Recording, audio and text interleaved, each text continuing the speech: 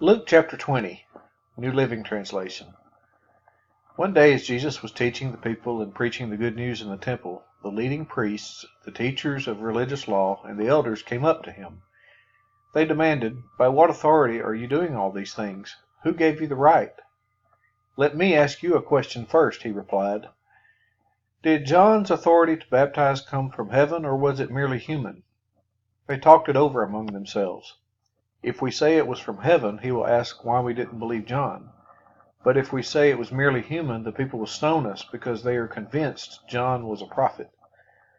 So they finally replied that they didn't know. And Jesus responded, "Then I won't tell you by what authority I do these things." Now Jesus turned to the people again and told them this story. A man planted a vineyard, leased it to tenant farmers, and moved to another country to live for several years. At the time of the grape harvest, he sent one of his servants to collect his share of the crop.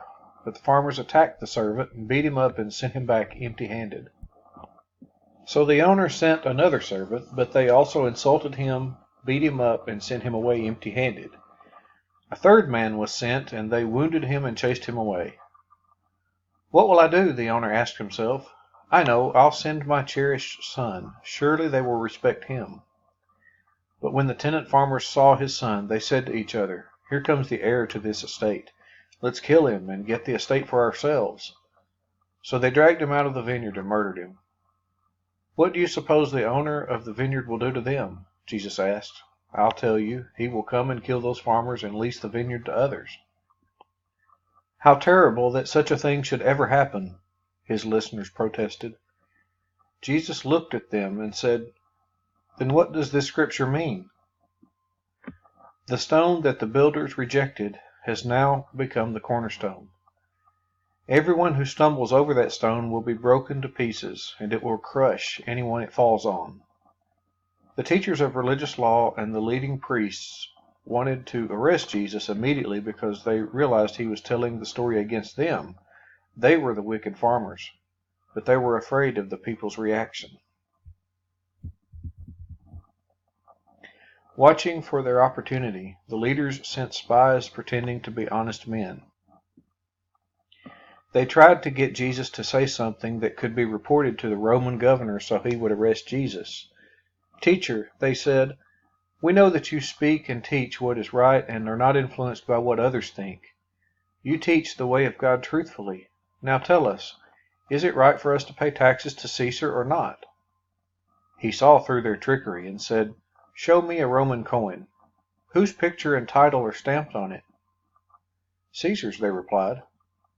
"Well then," he said, "give to Caesar what belongs to Caesar, and give to God what belongs to God." So they failed to trap him by what he said in front of the people. Instead, they were amazed by his answer, and they became silent.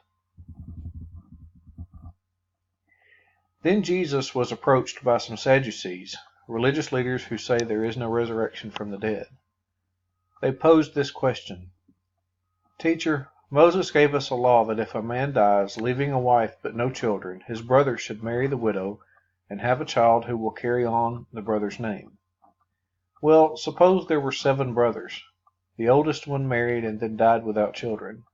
So the second brother married the widow, but he also died.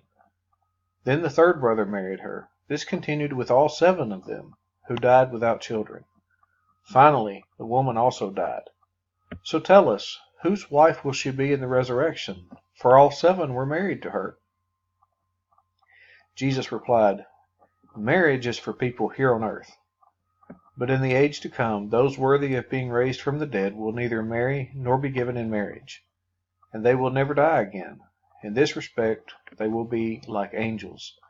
They are children of God and children of the resurrection. But now, as to whether the dead will be raised, even Moses proved this when he wrote about the burning bush. Long after Abraham, Isaac, and Jacob had died, he referred to the Lord as the God of Abraham, the God of Isaac, and the God of Jacob. So he is the God of the living, not the dead, for they are all alive to him." "Well said, teacher," remarked some of the teachers of religious law who were standing there, and then no one dared to ask him any more questions. Then Jesus presented them with a question. Why is it, he asked, that the Messiah is said to be the son of David? For David himself wrote in the book of Psalms, "The Lord said to my Lord, sit in the place of honor at my right hand until I humble your enemies, making them a footstool under your feet." Since David called the Messiah Lord, how can the Messiah be his son?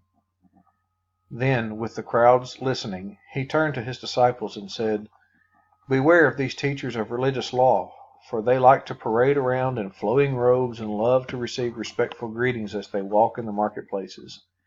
And how they love the seats of honor in the synagogues and the head table at banquets. Yet they shamelessly cheat widows out of their property, and then pretend to be pious by making long prayers in public. Because of this, they will be severely punished."